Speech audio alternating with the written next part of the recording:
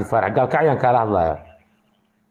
maxaa barnaamijka daawanaysa aad u weyn bilow ilaa dhammaadaan daawanaya meeqa jir ataa 730 okay maxaa ku darsanaysaa barnaamijka niyow barnaamijka intaan daawanaya tableedka istaagay inaan daanyeer ahaan isla markiiba go'aan aan qaatay ma fahanti hadda hoteelan kaala soo hadlaya go'aan cad baan qaatay intuu barnaamijka socday daanyeernimo intaa ka badan laguma jiri kara brada waxa waaye just do it sheekadii ahayd baa igu soo dhacday isla haddaan go'aan qaatay migu ciyaaraysaa mise daacaday ka tahay absolutely brother nin ciyaara ma yahay aniga magacayga fiir caaqil cabdi faarax okay ilaa meeqa sano daanyeer ahayd